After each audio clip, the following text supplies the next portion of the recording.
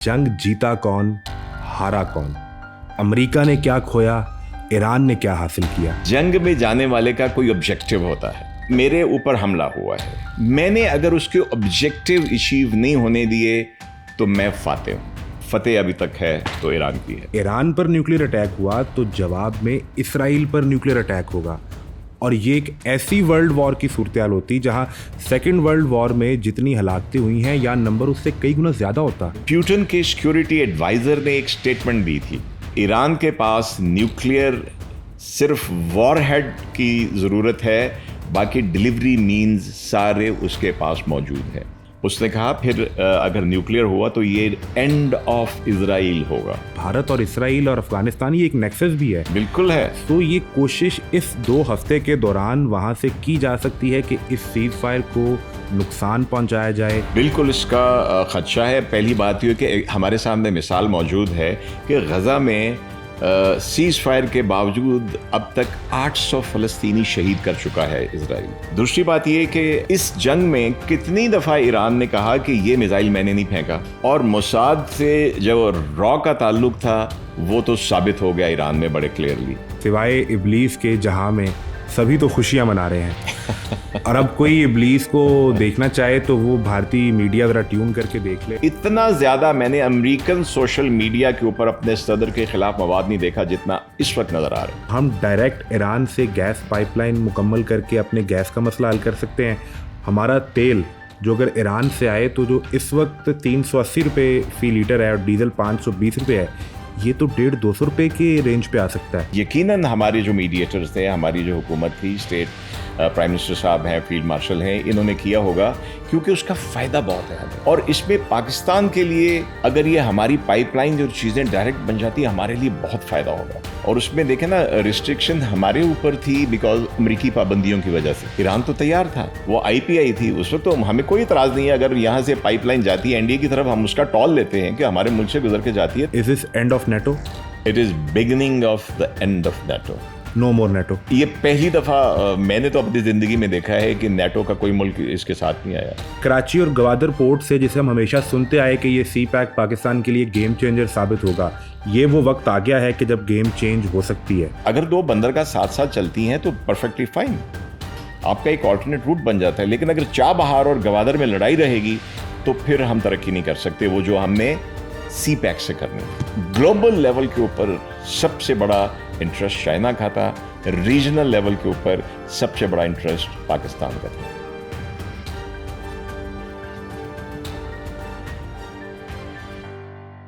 अस्सलाम वालेकुम, आप देख रहे हैं दुनिया पॉडकास्ट और मैं हूं मोहम्मद आजम। अगर आप ये समझना चाहते हैं कि तीसरी आलमी जंग से पाकिस्तान ने दुनिया को कैसे बचाया और वो कौन सा आखिरी लम्हा था, किसकी आखिरी कॉल थी जिसके बाद अमेरिका और ईरान दोनों 15 रोज के सीज फायर के लिए मान गए, इस सीज फायर से भारत में जो सफ़े मातम है और इसराइल के अंदर जो मरोड़ उठ रहे हैं, इनका हल क्या होगा, और आने वाले दिनों में आम पाकिस्तानी के लिए अब पेट्रोल और डीजल कितना सस्ता हो सकता है। क्या पाकिस्तान बराह रास्त अब ईरान के साथ तेल और गैस की ट्रेड करने जा रहा है? अमेरिका ईरान पर से तमाम मुआशी पाबंदियां ख़त्म कर देगा तो इसका सबसे बड़ा फ़ायदा इस खित्ते में पाकिस्तान को कैसे हो सकता है? ये सब समझने के लिए इस खुसूसी पॉडकास्ट को आखिर तक ज़रूर देखिएगा। Happy watching. हमारे साथ एयर वाइस मार्शल साजिद हबीब मौजूद हैं। AVM साहब, बहुत शुक्रिया आपके टाइम का। और कुफर टूटा खुदा करके अल्हम्दुलिल्लाह हम एक सीज़ फायर की सूरत हाल में आज बात कर रहे हैं। लेकिन मैं अभी आपसे डिस्कस भी कर रहा था और मुझे एक मिसरा याद आ रहा है कि सिवाय इब्लीस के जहां में सभी तो खुशियां मना रहे हैं और अब कोई इब्लीस को देखना चाहे तो वो भारतीय मीडिया जरा ट्यून करके देख ले। और मैं नाम लेना चाहता हूं उनका, ताकि ये वीडियो उन तक अगर पहुंचे तो मजीद दर्द महसूस हो। मेजर गौरव आर्या कह रहे थे कि पाकिस्तान पर तो ट्रस्ट नहीं किया जा सकता, पाकिस्तान तो धोखा देता है, ईरान का तो ट्रस्ट ही नहीं है पाकिस्तान पे। ईरान की तरफ से भी जो पैगाम आया पाकिस्तान के लिए और जो US से पैगाम आया, तो आई गेस ये उनके लिए एक ऐसा दर्द है, ऐसा सफ़े मातम है जो अब कई हफ्ते तक चलेगा। हम इसको डिस्कस भी करेंगे कि इंडिया का जो सेटबैक इसमें हुआ कि जंग किसी और की थी, विनर पाकिस्तान हो गया, रो कोने में बैठ के इंडिया रहा है। सबसे पहले ये बताएं कि ये जो 40 दिन की जंग की सूरत हाल चली है, जिसमें अब 2 हफ्ते का सीज़ फायर आया है, अब तक की सूरत हाल को जो आपने डिफेंस स्ट्रेटजी से देखा है, स्टडी किया है, जंग जीता कौन, हारा कौन? अमेरिका ने क्या खोया, ईरान ने क्या हासिल किया? सबसे पहले तो बहुत शुक्रिया आज़म कि आपने मुझे यहाँ आने का मौका दिया कि जब ज़रा जंगी बातें हों तो आप रिटायर भी हो जाएं तो खून गर्म रहता है। तो और आपने शुरू में अब जिक्र किया मेजर गोबर आरिया, नहीं क्या नाम था? ठीक है, चाहे आप ये कह लें। गोबर आरिया का नाम बताया। तो देखिए, हम हैं बीफ कबाब खाने वाली कौम, और उनके हिस्से में गाँव की जो चीज़ें आती वो आप जानते हैं। तो माजरत के साथ सफ़े मातम तो वहाँ पे बिछी हुई है, पिछले साल 6-7 मई से बिछी हुई है, और वो सफ़े मातम इनका ये वो 40वां है जो ख़त्म ही नहीं हो रहा। और इसमें तकलीफ़ तो इनको जो हो रही है वो सारी दुनिया को पता है। उनके बड़े जो जिनको हम रिसेंट उनके वज़ीर ख़ारजा या वो समझते थे, उनकी ज़बान के ऊपर भी वो ऐसी बदज़ुबानी आ गई है कि सारी दुनिया देख रही है। जहाँ तक इस जंग की बात है, आपने किया कि एक तो हमें यकीन था कि पाकिस्तान ही इसमें एक ऐसा किरदार करेगा, क्योंकि जो इज़्ज़त अल्लाह पाक ने हमें पिछले साल में मार्का हक बुनियादन मशरूत से देना शुरू की थी, एक जो आलमी सतह पे हमारी पजीराई हुई है, उसके नतीजे में ये शर्फ या ये इज़्ज़त अफजाई अल्लाह ताला ने हमें ही देनी थी कि हम इस मुहलक जंग को, जो कि तकरीबन वर्ल्ड वॉर 3 बनने वाली थी, और जहाँ के अगर आप तबाही के हिसाब से देखें तो उससे कुछ कम नहीं था। अब आपने कहा कि ये अभी आर्जी जंगबंदी है, पहले तो दुआ है कि ये मुस्तकिल जंगबंदी और मुस्तकिल अमन हो, क्योंकि जब आपके घर के पास आग लगी हो तो आपको फ़िक्र होनी चाहिए कि वो आपके घर तक पहुँच सकती है। देखिए, एक सिंपल सी बात है आज़म, कि जंग में जाने वाले का कोई ऑब्जेक्टिव होता है और जारिह का ऑब्जेक्टिव होता है जो अग्रेसर होता है। उनके जितने ऑब्जेक्टिव थे जो कि सुबह शाम बदलते रहे, ट्रंप की स्टेटमेंट्स में, ट्रंप के, पीट हेग्सेथ के, जेडी वैंस के, इन सब के उसमें जो बदलते रहे, रिजीम चेंज करना है। तो उनका कॉन्सेप्ट बदल गया कि रिजीम एक इंसान नहीं होता, ये पूरा एक सिस्टम होता है। फिर उन्होंने कहा कि हमने दोबारा से एनाइलेट और ऑब्लिटरेट करना है इनके न्यूक्लियर वाले को, जो पिछले साल बकौल उनके वो 2 दिन में कर चुके थे। ईरानियंस आर वेरी स्मार्ट के अगर उन्होंने चंद महीने के अंदर फिर सारा कुछ खड़ा कर लिया। मैं उनके ऑब्जेक्टिव्स की बात कर रहा हूँ, और ये 2 बड़े इनके मेन ऑब्जेक्टिव थे। तीसरा इसराइल की तरफ से था कि इनके बैलिस्टिक मिसाइल वगैरह को भी ख़त्म किया जाए। तो बुनियादी तौर पे अगर याद करें तो ट्रंप ने शुरू में 2 ऑब्जेक्टिव दिए थे, रिजीम चेंज और न्यूक्लियर। अब क्या ये हासिल हो गए? रिजीम चेंज तो नहीं हुआ, नहीं चेंज हुआ। खामेनेई टू खामेनेई, बाप से बेटे के पास आ गया। बिल्कुल। और ये जो बात है न्यूक्लियर वाली, इसके ऊपर हम थोड़ी देर में दोबारा बात करेंगे। जब मेरे ऊपर हमला हुआ है, मैंने अगर उसके ऑब्जेक्टिव अचीव नहीं होने दिए तो मैं फातेह हूं। मैंने कॉन्कर नहीं करना था अमेरिका को, मैंने उसको उसके ऑब्जेक्टिव की अचीवमेंट डिनाई करना थी। तो अगर मैं एज ए सिंपल एक मिलिट्री मैन कहूं तो ईरान इसमें कामयाब रहा है। इतनी बड़ी ताकत, 40 दिन से ज़्यादा की 2 मुल्कों की तरफ से शदीद बमबारी हर तरह की, लेकिन आप देखिए कि जो उससे कुछ अर्सा पहले कौम में एक तफर्रका सा भी डालने की कोशिश की गई थी, उसने इन सबको इकट्ठा कर दिया। तो इन माय ओपिनियन अभी सीज फायर है, मेरे ख्याल में कि शायद दोनों मुल्क चाहेंगे कि ऐसी कोई गुफ्तगू से परहेज़ करें जहाँ दूसरे को फिर एंटेगनाइज किया जाए। लेकिन देखा जाए तो ईरान ने अपना ऑब्जेक्टिव अचीव किया है, तो अगर फतेह अभी तक है तो ईरान की है। ईरान की फतेह, बिल्कुल ठीक है। हम अभी आपने बात कर दी तीसरी आलमी जंग की। मैं देख रहा था कि इसमें वेस्टर्न मीडिया तो गुज़िश्ता लगभग 4 हफ्तों से 1 माह से न्यूक्लियर ऑप्शन की बात कर रहा है, और वो ये लिख रहे थे कि अभी हुआ कि अभी हुआ। और अब भी जब ये लास्ट डेडलाइन थी, जो मंगल की रात 8 बजे का ट्वीट किया हुआ था अमेरिकन प्रेसिडेंट ने, इसके बाद एक खदशा और अंदेशा यही था कि ये न्यूक्लियर अटैक होगा या टैक्टिकल न्यूक्लियर वेपन का इस्तेमाल किया जाएगा। लेकिन फिर कहीं से ये भी आवाज़ सुनाई दे रही थी कि अगर ईरान पर न्यूक्लियर अटैक हुआ तो जवाब में इसराइल पर न्यूक्लियर अटैक होगा, और ये एक ऐसी वर्ल्ड वॉर की सूरत होती जहां सेकेंड वर्ल्ड वॉर में जितनी हलाकतें हुई हैं या नंबर उससे कई गुना ज्यादा होता। बिल्कुल बिल्कुल। पहली बात तो ये कि बहुत ज़्यादा होता, क्योंकि अब न्यूक्लियर वेपन वो 70 साल पुराने वाले नहीं हैं। अब उनकी यील्ड और उनकी तबाही बहुत ज़्यादा बढ़ चुकी है। और अगर आपको याद हो कि जब पिछले बरस जून में ये ईरान के ऊपर इसराइल ने और इन्होंने मिलकर हमला किया था, तो जो प्यूटन के सिक्योरिटी एडवाइज़र ने एक स्टेटमेंट दी थी कि ईरान के पास न्यूक्लियर सिर्फ वॉरहेड की ज़रूरत है, बाकी डिलीवरी मीन्स सारे उसके पास मौजूद हैं। तो ये स्टेटमेंट कोई बताने के लिए नहीं थी कि ईरान के पास क्या है, ये बताने के लिए थी कि अगर न्यूक्लियर का सोचा गया तो न्यूक्लियर ईरान को भी हासिल हो जाएगा।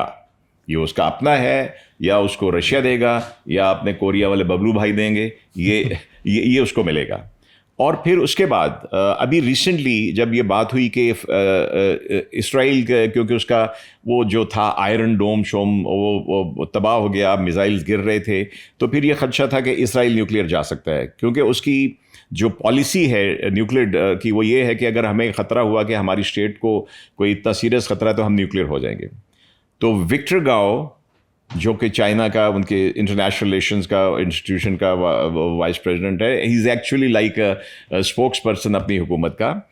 उसने कहा फिर अगर न्यूक्लियर हुआ तो ये एंड ऑफ इजराइल होगा। तो दैट मीन देखें इनके स्टेक्स थे। ये सिर्फ एक शख्स ट्रंप की जो हेजेमनी है ये उसका एक इजहार नहीं था, इसमें स्टेक्स हैं।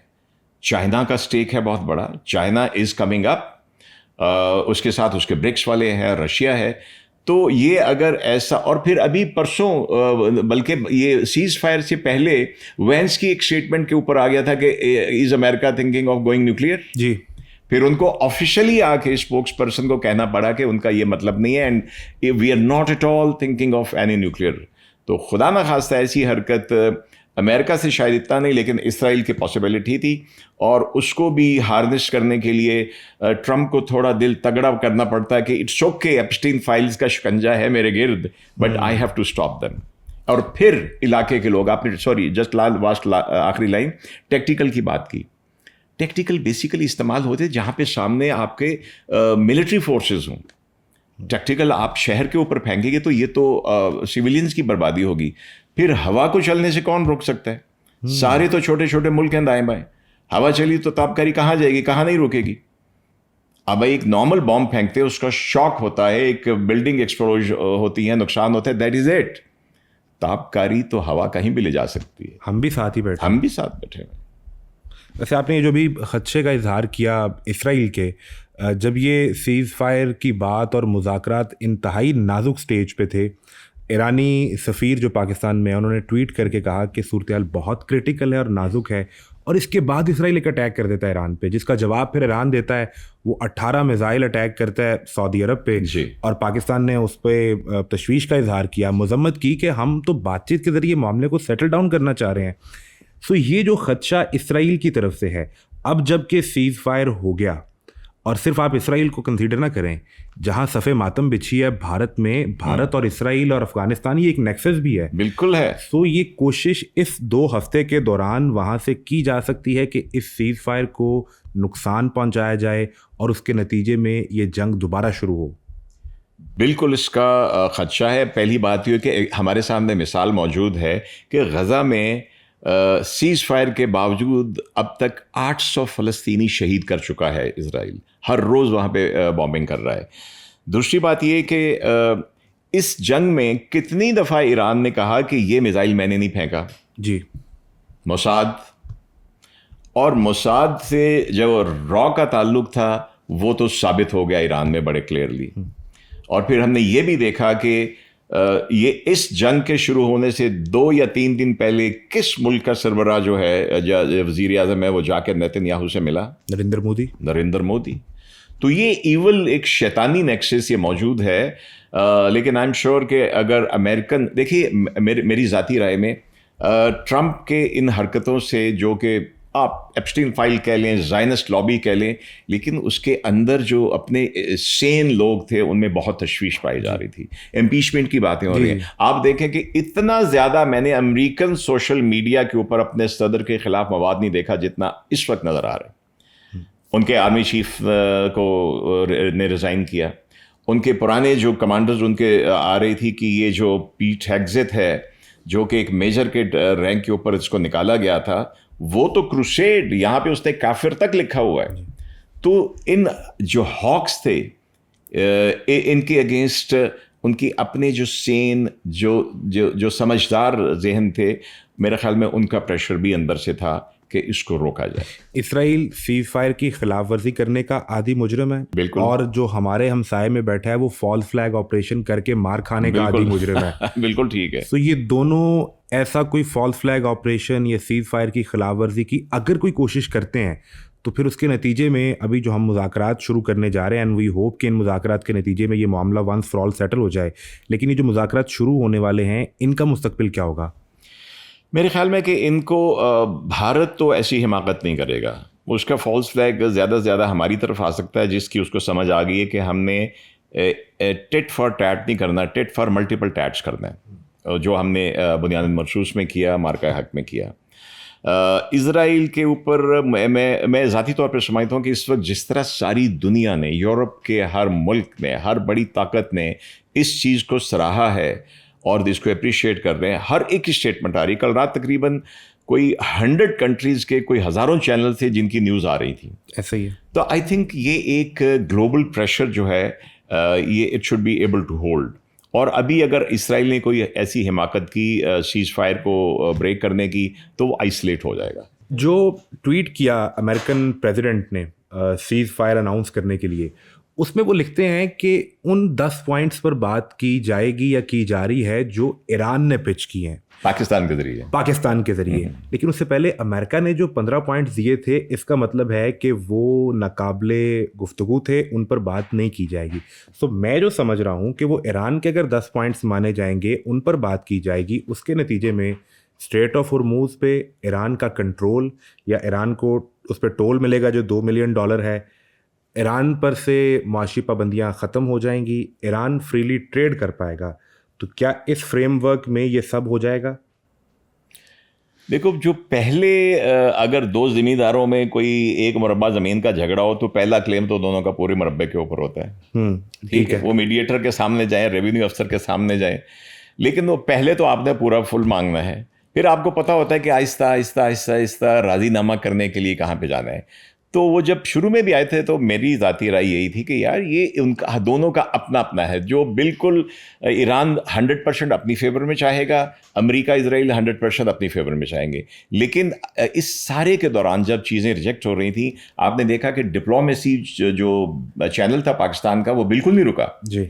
मुसलसल कॉल्स हो रही थी, ट्रंप से भी हो रही थी, ईरानी सदर से भी हो रही थी, चाइना के साथ भी हो रही थी, मुसलसल हो रही थी, और बाकी मुल्कों के, सऊदी अरब के साथ भी हो रही थी। तो ये कहीं ना कहीं पैचअप होना था। और बिल्कुल वो जो 15 पॉइंट थे ईरान ने जब रिजेक्ट किए, तो फिर ऑब्वियसली नीचे से भेजा जाता है कि ये बिल्कुल मंजूर नहीं है, इसके ऊपर हम बात कर सकते हैं।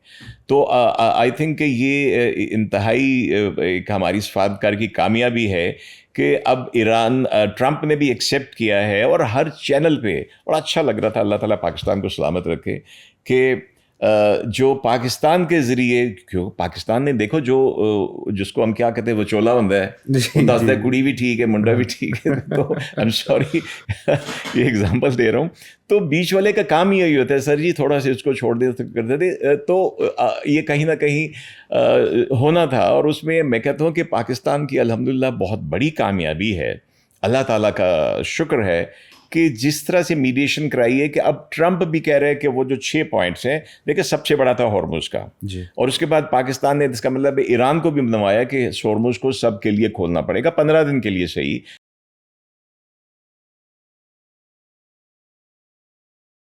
बिल्कुल ठीक है। और मैं आप बात कर रहे हैं ना, और आप भी मेरा ख्याल है रात कहीं जागते रहे और इंटरनेशनल मीडिया को आप बड़ा गौर से देखते रहे। मैं भी सारी रात तकरीबन जाग रहा था, और हर पाकिस्तानी के चेहरे पर ये खुशी है। हमें अंदाज़ा नहीं हो रहा कि ये खुशी इसको क्या नाम दें।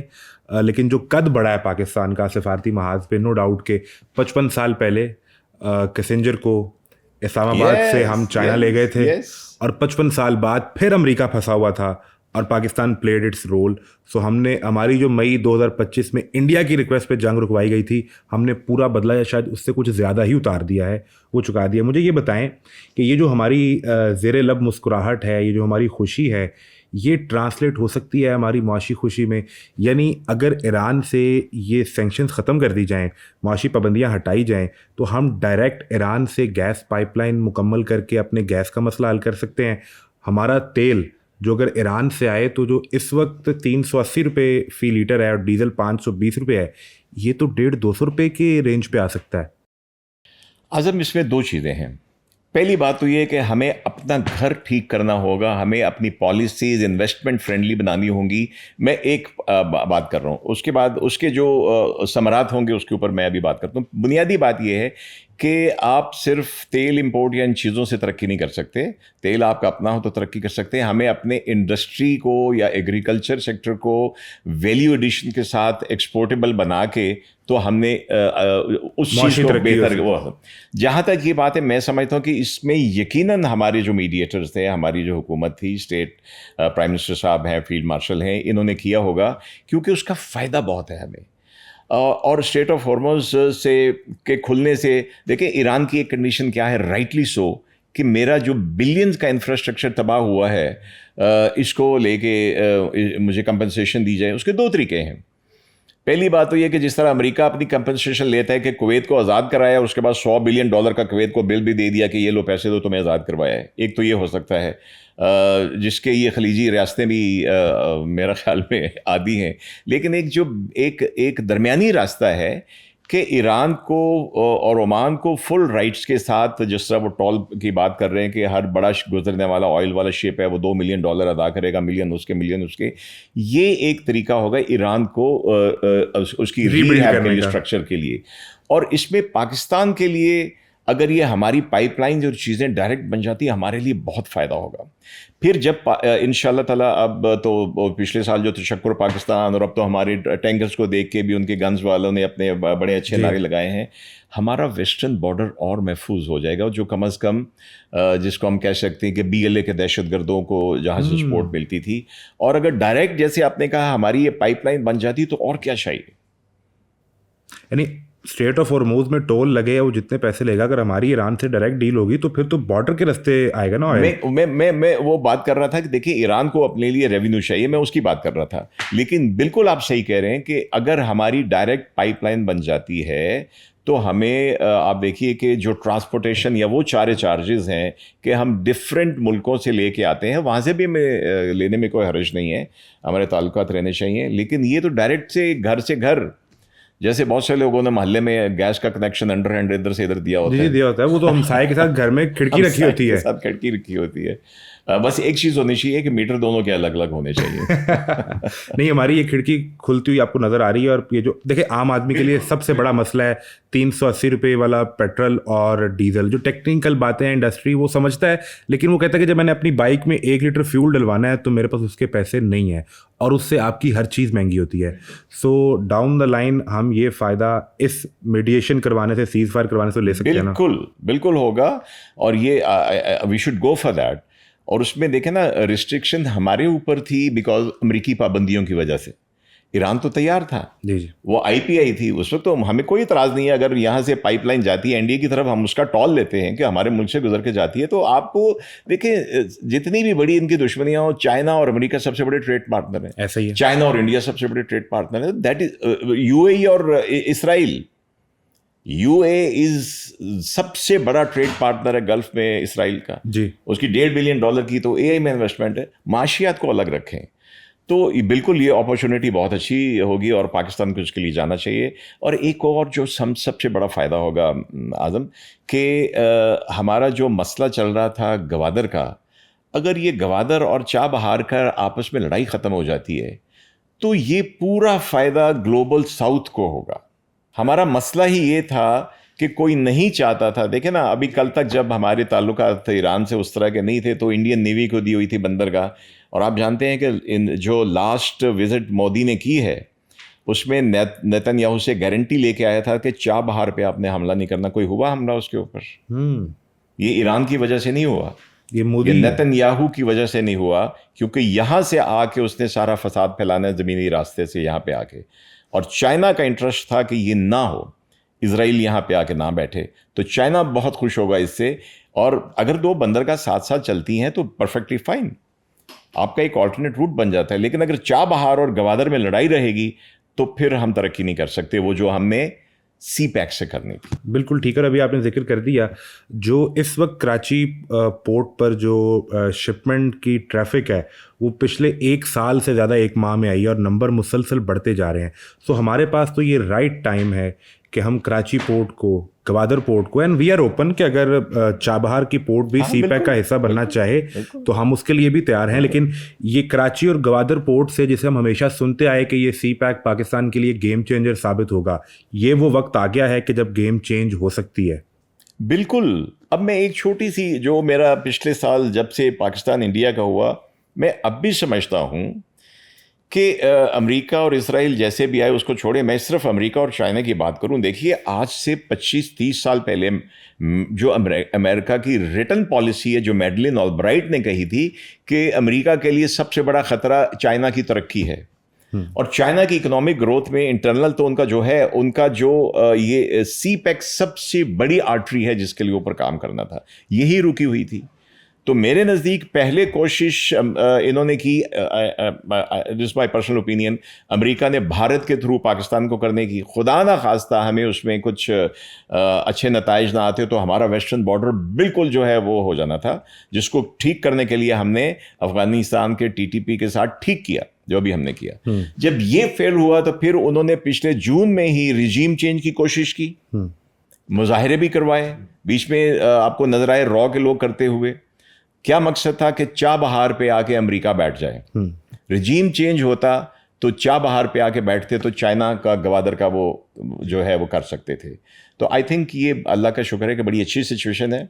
अगर ट्रंप भी समझ जाए, कारोबारी शराकत करें और आप पनपने दें, तो चाइना का और चाइना की बड़ी सपोर्ट रही इस पूरे एपिसोड में ईरान को हमने भी हत्तल मकदूर की है, लेकिन रशिया ने की है, लेकिन चाइना की टोटल सपोर्ट रही थी। ग्लोबल लेवल के ऊपर सबसे बड़ा इंटरेस्ट चाइना का था, रीजनल लेवल के ऊपर सबसे बड़ा इंटरेस्ट पाकिस्तान का था। बिल्कुल ठीक। और कुछ जगह पे मैंने ये पढ़ा भी और लोग बात भी करें कि जो अभी ये जो पाकिस्तान ने 15 दिन के लिए पिच किया था सीज फायर, इसमें लास्ट कॉल चाइना की थी ईरान को कि आप इससे एग्री करें।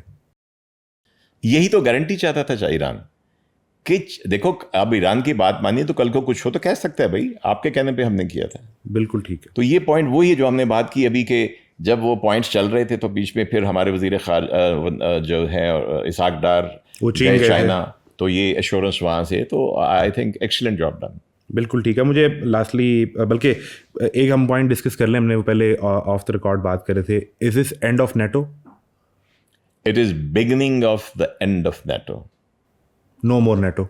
ये पहली दफा मैंने तो अपनी जिंदगी में देखा है कि नेटो का कोई मुल्क इसके साथ नहीं आया, अमेरिका के साथ नहीं खड़ा। ब्लेयर जो है वो बुश के पीछे दुम हिलाता फिरता था अफगान क्राइसिस में 9/11 के बाद। अब क्रैम इसने किया है, अभी जो इनका प्राइम मिनिस्टर रिफ्यूज किया जी, उसने किया। और अल्लाह का शुक्र है कि ये काम ट्रंप के हाथों से हो रहा है। उसने ग्रीनलैंड के ऊपर नेटो को नाराज़ किया, उसने डेनमार्क को नाराज़ किया, उसने क्यूबा को थ्रेट दिया। वो नेटो में तो नहीं था, लेकिन उसके साथ उसने देखे इवन रशिया के साथ बना के रखने के लिए यूक्रेन को भी डिसएडवांटेजेस पोजीशन के ऊपर सीज फायर कराने की कोशिश की जी। मैक्रोन बेचारे की मिमिक्री की इसने। आई मीन इसके बाद कौन आएगा इनके पास?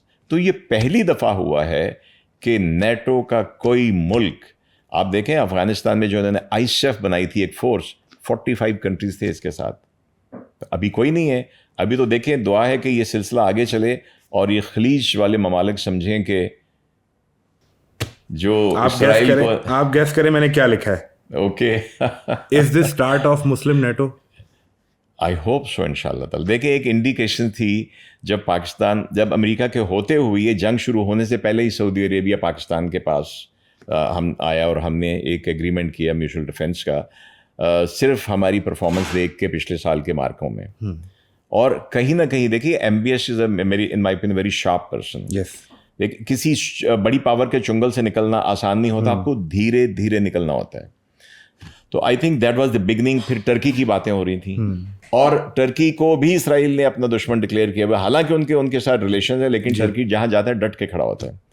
तो अब देखिए ये ऊंट जिस करवट बैठेगा, इंशाल्लाह ताला ये अगर 2 हफ्ते से बात आगे जाती है तो ये आहिस्ता आहिस्ता निकलना शुरू करेंगे और इंशाल्लाह Malaysia will be ready, Indonesia will be ready, Bangladesh will be ready.